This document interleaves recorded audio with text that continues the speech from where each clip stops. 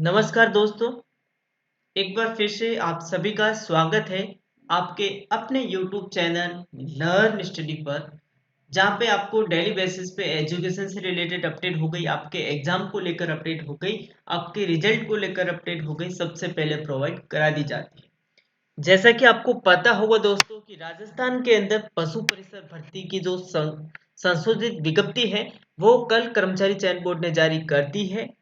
यानी कि जो स्टूडेंट तैयारी कर रहा था या जो स्टूडेंट इंतजार कर रहा था पशु परिसर भर्ती 2023 की, उस स्टूडेंट को कर्मचारी चयन बोर्ड ने कल गुड न्यूज दे दी है। आप सभी को पता होगा कि कल शाम को कर्मचारी चयन बोर्ड ने एक संशोधित विज्ञप्ति निकाल के एक नोटिफिकेशन निकाल के उसके माध्यम से ये बता दिया है कि पशु परिसर के वापस रीओपन फॉर्म कब से स्टार्ट हो रहे हैं और कब से स्टार्ट हो रहे हैं, क्या बदलाव हुआ है, उसके बारे में मैंने सेपरेट वीडियो बना दिया है जिसकी लिंक डिस्क्रिप्शन में दी गई है। यदि आपने वो वीडियो नहीं देखा है तो पहले जाओ उस वीडियो को देख लेना, उसके बाद इस वीडियो को भी देख लेना।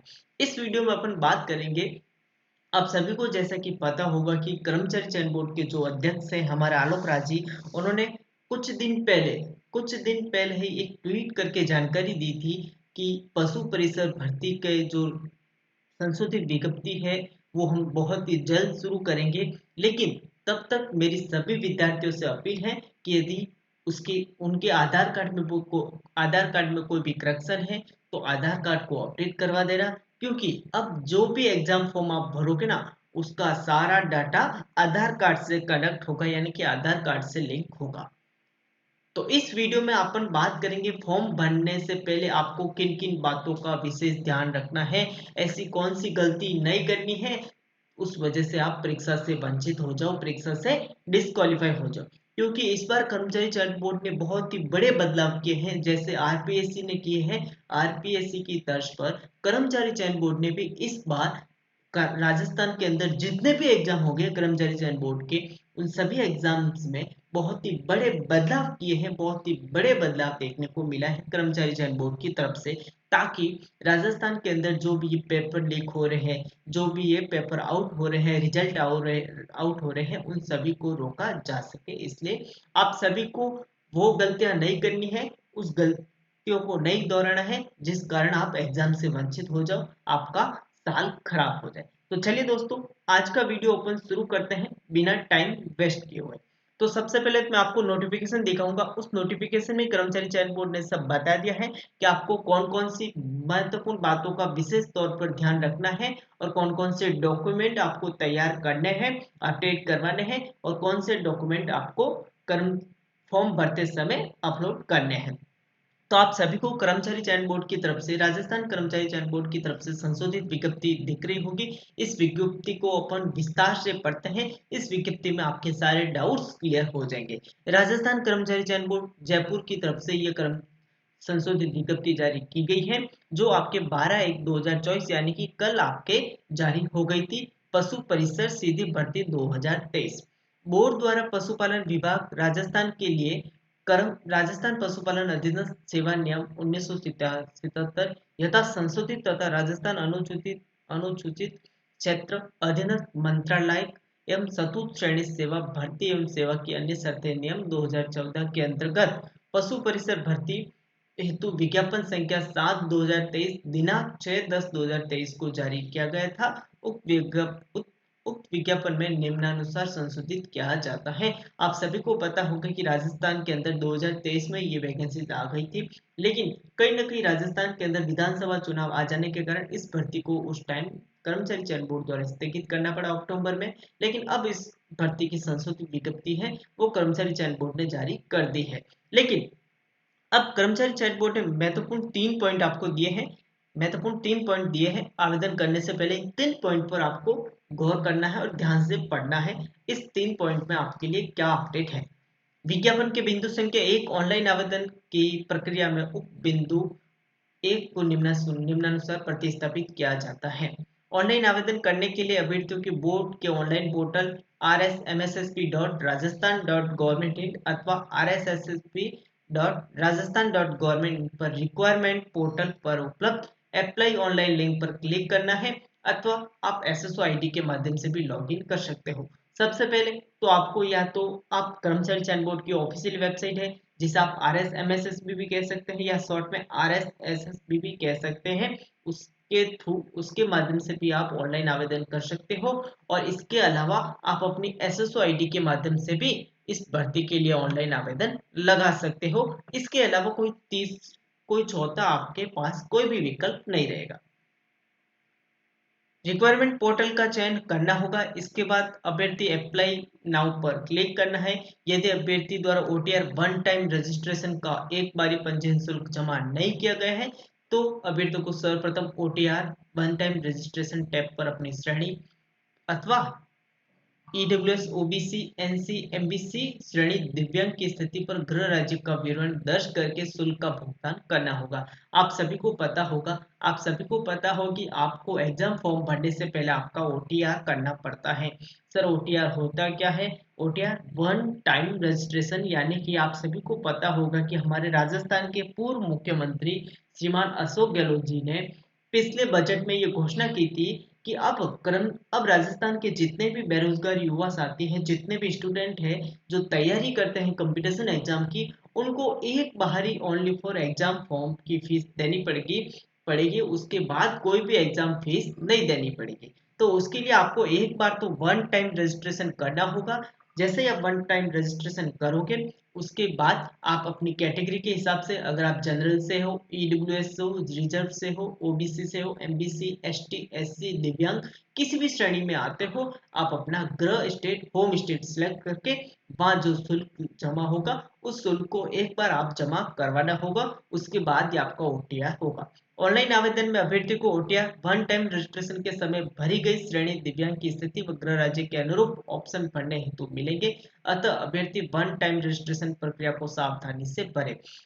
जो आप OTR करोगे ना वही आपका फॉर्म में सबमिट होगा। जो जानकारी आप OTR में भरोगे वो जानकारी आपके फॉर्म में सबमिट होगी। इसलिए आपको सावधानी पूर्व अपना OTR भरना है। OTR प्रक्रिया को पूरा करने के बाद SSO ID के माध्यम से आवेदन कर सकेगा।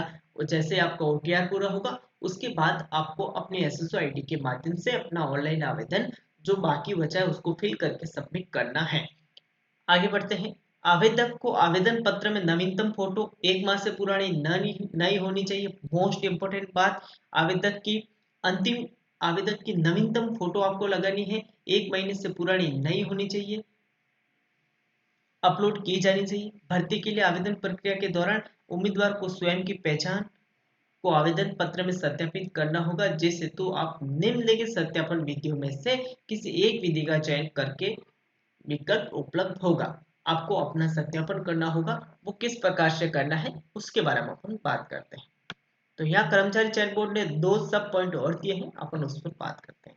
पहला, आधार कार्ड आधारित सत्यापन। आप अपने आधार कार्ड के माध्यम से भी सत्यापन कर सकते हैं। यदि उम्मीदवार आधार कार्ड का उपयोग करके OTR one time registration generate करता है तो और किसी सत्यापन की आवश्यकता नहीं होगी। आपको यदि आप OTR वन टाइम रजिस्ट्रेशन आपके आधार कार्ड से जनरेट करते हो तो आपको और किसी भी सत्यापन की जरूरत नहीं होगी। यदि one time registration SSO Jan Aadhaar card के माध्यम से जनरेट करते हो तो उम्मीदवार को आवेदन पत्र में निम्नलिखित जानकारी का सत्यापन करना होगा।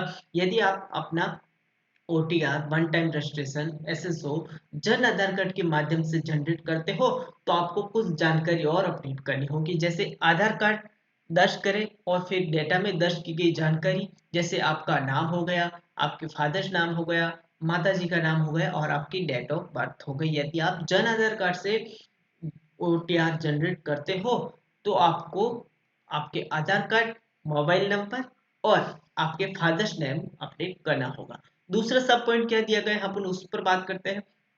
यदि आधार कार्ड नहीं है तो उम्मीदवार को आवेदन पत्र में इस हेतु निर्धारित सहमति घोषणा करनी होगी। यानी कि यदि आपके पास अपना आवेदन पत्र नहीं है तो आपको कुछ सहमति की घोषणा करनी होगी। वे सहमति की घोषणा क्या है अपन उस पर बात करते हैं। घोषणा करने के बाद उम्मीदवार निम्नलिखित तीन में से किसी एक विकल्प का चयन करे। स्वयं के नाम, पिताजी का नाम और जन्म तिथि प्रोफाइल विवरण का सत्यापित करेगा। तीन घोषणाएं दी गई हैं, उनमें से आपको एक घोषणा करनी होगी। मूल प्रमाण पत्र विकल्प, उम्मीदवार अपने मूल प्रमाण पत्र का क्रमांक दर्ज करेगा, उसके पश्चात फेस बटन पर क्लिक करेगा। डेमिसाइल डेमिसाइल बोनाफाइड प्रमाण पत्रों मूल प्रमाण पत्र के आधार के डाटा से सत्यापित किया जाएगा। यदि आपके पास आधार कार्ड नहीं है, यदि आप आधार कार्ड नहीं है और जन आधार कार्ड से भी आप जनरेट नहीं करते हो, तो आप अपना मूल प्रमाण पत्र से डाटा सत्यापित कर सकते हो। डिजी लॉकर के माध्यम से 10वीं बोर्ड के मार्कशीट जोड़ने का विकल्प। उम्मीदवार अपने 10वीं बोर्ड कक्षा के बोर्ड का रोल नंबर, नाम एवं उत्तीर्ण वर्ष दर्ज कर स्वयं सत्यापित करेगा। यदि उम्मीदवार उपरोक्त में से किसी भी प्रक्रिया में स्वयं की विवरण को सत्यापित करने में असमर्थ है, तो उसे निम्न घोषणा करनी होगी: मैं अपनी प्रोफाइल विवरण सत्यापित करने में असमर्थ हूँ, इसलिए मैं परीक्षा हेतु निर्धारित समय से 1.5 घंटे पहले परीक्षा केंद्र पर बायोमेट्रिक सत्यापन हेतु उपस्थित हो जाऊंगा। यदि आप ऑनलाइन किसी भी प्रकार का सत्यापन नहीं करते हैं, ओटीआर हो गया, आपके 10th-12th की मार्कशीट हो गई, आधार कार्ड से हो गया, जन आधार कार्ड से हो गया, ठीक है ना, मूल प्रमाण पत्र से हो गया, किसी भी प्रकार से आप ऑनलाइन में सत्यापित नहीं कर पाते हो, तो आपको ये घोषणा करनी होगी कि मैं अपनी प्रोफाइल का विवरण सत्यापित करने में असमर्थ हूँ, इसलिए मैं जिस दिन एग्जाम होगा आज उस दिन 1.5 घंटे पहले परीक्षा केंद्र पर अपनी बायोमेट्रिक सत्यापन करवाने हेतु उपस्थित हो जाऊंगा। ये घोषणा आपको करनी होगी वहां पे, ठीक है। चलिए आगे बढ़े। उक्त सत्यापन हो जाने के पश्चात अभ्यर्थी निर्धारित प्रक्रिया के आवेदन भर सकेगा। आवेदक अपनी स्वयं की एसएसओ आईडी से आवेदन भरना सुनिश्चित करे, अन्य दूसरी एसएसओ आईडी से भरा गया तो आवेदन मान्य नहीं किया जाएगा। यानी कि आपको अपनी स्वयं की एसएसओ आईडी के माध्यम से फॉर्म भरना है। आप ऐसा नहीं कर सकते कि आप किसी भाई बहन या किसी अपने फादर्स मदर की एसएसओ आईडी से भी फॉर्म भर सकते हो। अगर ऐसा आप करते हो तो आपका फॉर्म रिजेक्ट कर दिया जाएगा, ठीक है। आगे बात करते हैं अपन, ये मोस्ट इंपोर्टेंट बात है जो कर्मचारी चयन बोर्ड ने इस बार थोड़ा सा बदलाव किया है, तो आपको बहुत ही बड़ी और ध्यान सावधानी पूर्वक रख के आपका आवेदन फॉर्म सबमिट करना है। एक भी गलती कर दी तो आपका आवेदन फॉर्म सबमिट होने से बच जाएगा, आप एग्जाम से डिस्क्वालीफाई हो जाओगे और आपका आवेदन फॉर्म रिजेक्ट कर दिया जाएगा, ठीक है। दूसरा पॉइंट है पंजीयन शुल्क जमा करवाने एवं ऑनलाइन आवेदन पत्र की अवधि। यदि आवेदक द्वारा ओटीआर का एक बार पंजीयन शुल्क जमा नहीं किया गया है, तो पंजीयन शुल्क राज्य के निर्धारित ई मित्र के जन सुविधा केंद्र, net banking, ATM card, debit card, credit card के माध्यम से दिनांक 19/1/2024 से 17/2/2024 तक किया जा सकता है। यानी कि आपने यदि आवेदक ओटीआर वन टाइम रजिस्ट्रेशन में एक बार भी पंजीयन नहीं करता है, तो उसको 19/1/2024 से 17/2/2024 तक जो राज्य सरकार द्वारा निर्धारित पंजीयन शुल्क है वो शुल्क जमा करवाना होगा, ठीक है। चलिए आगे बढ़े।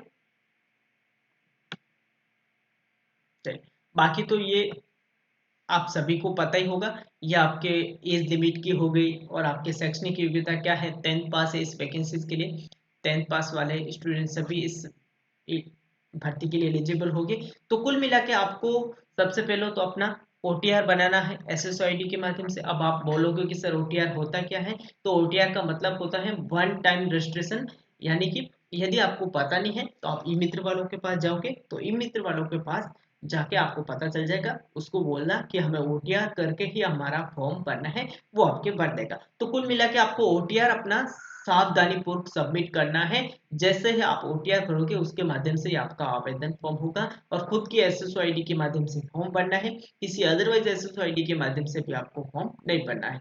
तो ये कुछ अपडेट थी जो मैंने आपको वीडियो के माध्यम से बताया। आई होप आप सभी को वीडियो समझ में आया होगा और जो मैंने अपडेट दी है वो अपडेट आपको समझ में आई होगी। अगर वीडियो अच्छा लगा हो तो वीडियो को लाइक जरूर कर देना और किसी भी आपके फ्रेंड सर्कल में, रिश्तेदार में, परिवार में कोई भी स्टूडेंट तैयारी कर रहा है या तैयारी करना चाहता है पशु परिसर की, तो उस स्टूडेंट तक इस वीडियो को शेयर जरूर कर देना। और ऐसी अपडेट और पाने के लिए आप हमारे यूट्यूब चैनल को सब्सक्राइब कर सकते हो, बेल आइकन घंटी को प्रेस करके नोटिफिकेशन ऑन कर सकते हो, ताकि आने वाली हर एक अपडेट आपको सबसे पहले मिल जाएगी। तो यदि आप हमारे टेलीग्राम चैनल से जुड़ना चाहते हो तो टेलीग्राम चैनल से जुड़ जाना, लिंक डिस्क्रिप्शन में दी गई है। लर्न स्टडी ऑफिशियल के नाम से हमारा टेलीग्राम चैनल है, तो चलिए दोस्तों, फिलहाल के लिए तो इस वीडियो को अपन यही एंड कर देते हैं। आई होप आप सभी को मैंने जो अपडेट दी है वो समझ में आई होगी। तो चलिए, फिलहाल के लिए तो इस वीडियो को अपन यही एंड कर देते हैं। मिलते हैं नेक्स्ट वीडियो में कोई और अपडेट के साथ। तब तक आप सब स्वस्थ रहे, मस्त रहे। जय हिंद, जय भारत, धन्यवाद।